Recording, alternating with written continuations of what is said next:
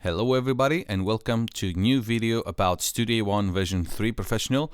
Today I'm going to show you a quick one about how to set up a new session, and within this session we can open many inputs and how to set up cue mixes and send your multi-inputs to different cues about monitor mixes for different players, set up different mixes about different players.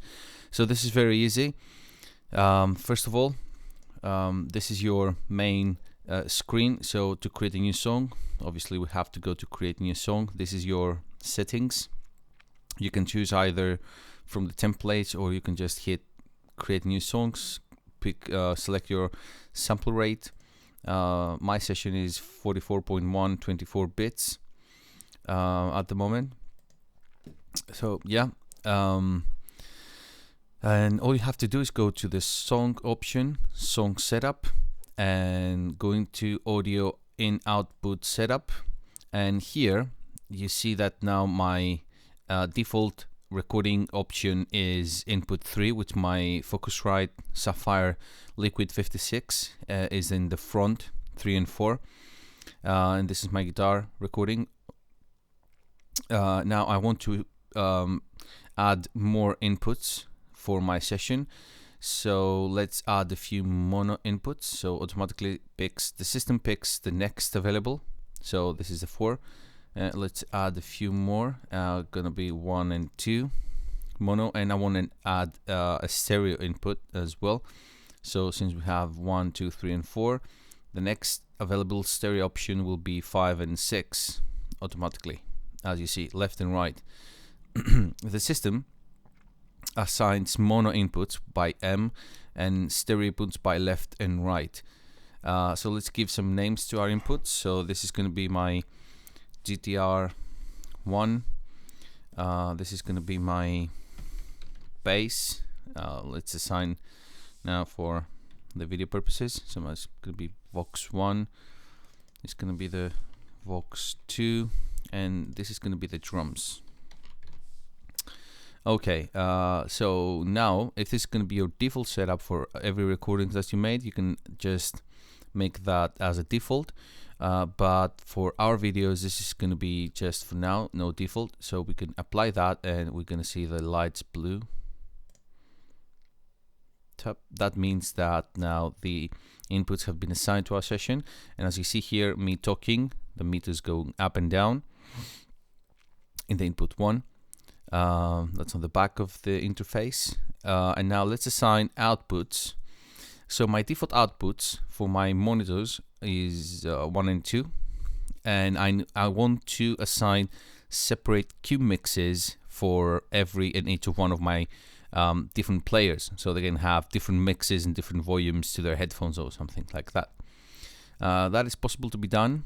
I have more line outputs available, so that means that I can do that by assign different stereo outputs. Let's see, 1 2 3 and 4.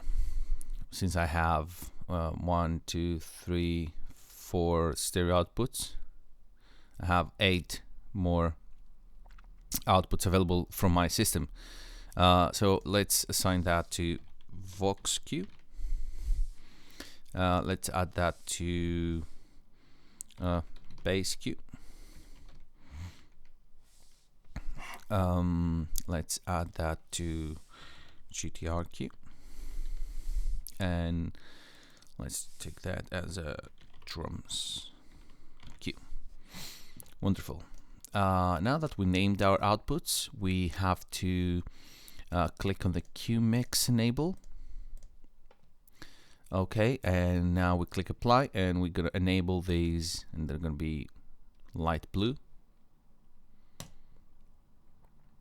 Now that all are these enabled, and since we have assigned our inputs and cue mixes outputs, let's go back to our session, click OK here, and we go to our mixer by pressing F3 or click mix here, and we go on the left side, we have to click, let's close this, we have to click inputs and outputs.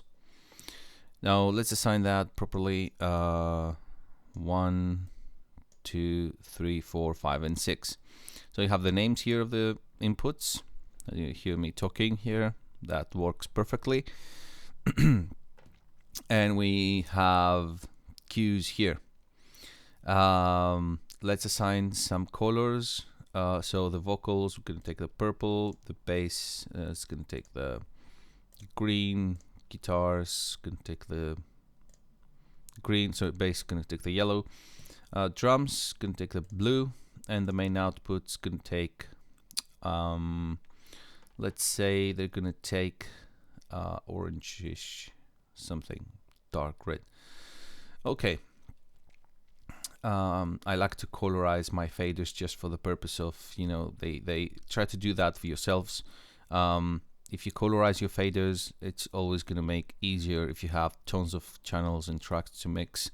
It's going to be easier for you just to, you know, have a standard colors. This is my standard colors for vocals, bass, drums, and guitars. So it's going to be easier for you when you have a lot of tracks to mix. So now that we've done that, it's going to be easy for us to start set up our cues, and let's add some tracks and see how that works. So add tracks here. So we have a stereo track. Let's add some mono tracks. Let's add Vox. We need 2 vocals. Ascending, so that's gonna take vocal 1, 2 automatically. See, vocal 1 and 2. So we said that our vocals are purple.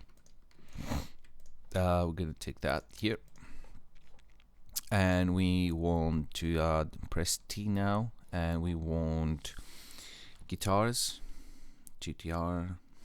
We have 1 guitar, so we gonna take that from here, and 1 guitar here. And T again, and we want bass, yellow color, and it's gonna be by bass. You know, you see here, but because we choose mono format, it reads only the mono inputs. If we change to stereo inputs, it can see only the drums, because that's how the drums has been assigned to our inputs. So it's very easy to assign stereo and mono inputs in your session. Yeah, we're going after bass now, and let's add our drums.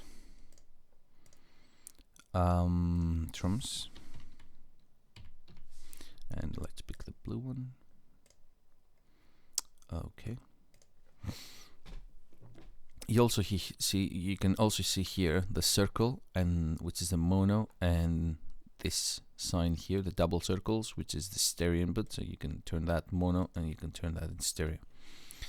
Okay, now we press this one, which is the small large expands a bit the faders here. So you can expand the faders like this, so you can see the inserts and sends, and obviously you can see the cue mixes as well.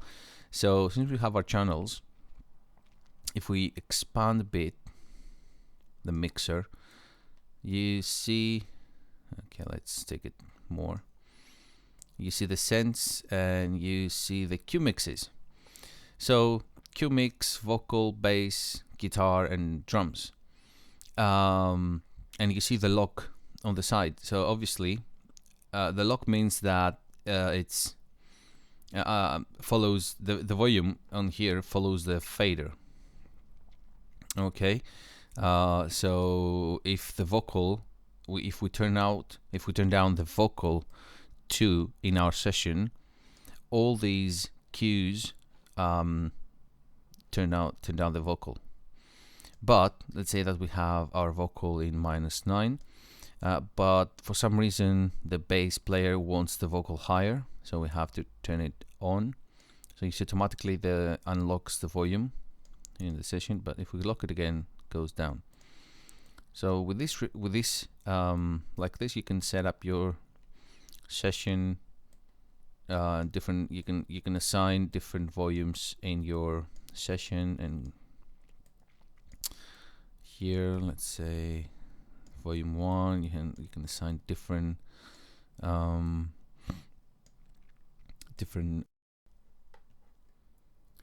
So another thing that we can do here is the panning. Panning, as you see, the line below the volume. If we look this one as well, so we can choose, instead of we have two options then, volume and panning, but we can unlock the pan, and then we can choose panning for different cues as well. So the drummer may want the panning on the left. It's a bit tricky though because they're tiny. Panning, so we have the general panning for all of the cues, it's on the right, but the drummer wants it on the left. So same applies for every, so the general cue also, we can turn down the general cue as well, for since our fader is this one here, but we can lock it again, and since it's unlocked all the way to the left, we can lock it and it follows all the other faders. So that's the way we set up the multi inputs, cue mixes, and how we control the faders and the cue mixes from the channels. That was a very short video. Lots of information I think in there. Hope you liked it. Don't miss the PreSonus webcast today, Thursday 25th of February 2016. I'll see you next week. Until then, subscribe, share and comment. Thank you for watching. Bye bye.